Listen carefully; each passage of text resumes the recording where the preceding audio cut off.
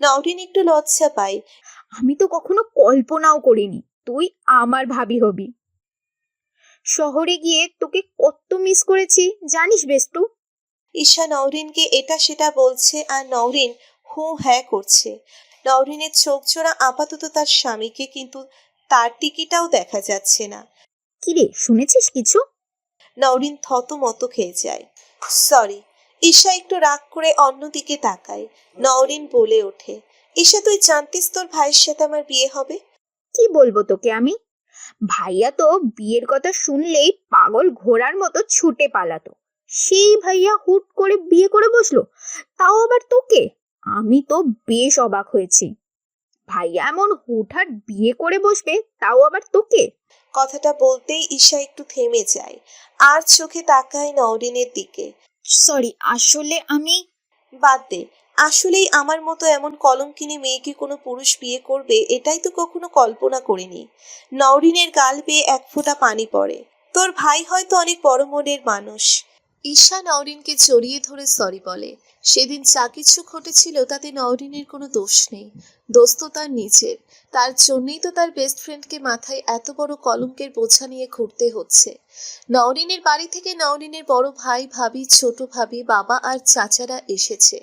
নওরিনের ছোট ভাই শহরে জব করে। হঠাৎ বিয়ে হওয়াতে ছুটিটা ম্যানেজ করতে পারেনি। ছোট ভাবি নওরিনের পাশে এসে বসে। হ্যাঁ রে রিনি, কাল রাতে কি হয়েছিল বলতো? তোর বুড়ো জামাইকে তোকে কম আদর করেছে, তাই রাগ করেছিলি? নাকি পারে নাই? কথাটা বলেই মুখ চেপে হাসতে থাকে সে।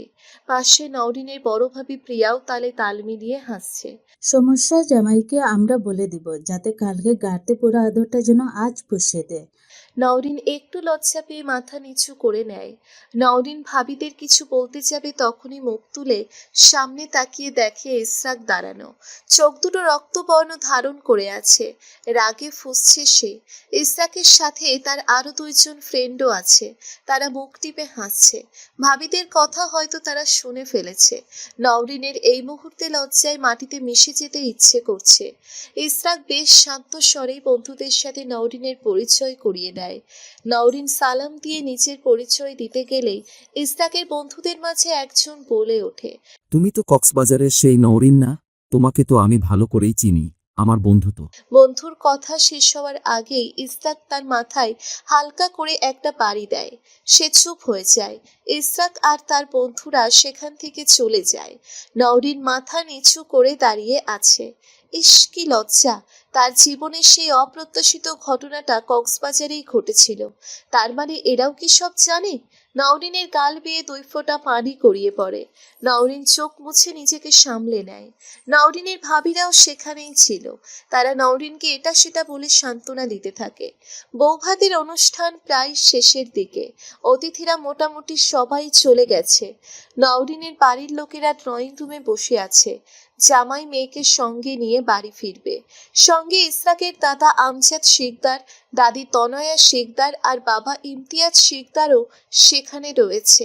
নেই শুধু ইসরাকের মা। তিনি সেই দুপুর থেকেই ঘরের দরজা আটকে বসে আছেন। একবারের জন্যেও বের হয়নি। অনেকক্ষণ অপেক্ষার পর ইসরাক নিচে নামে।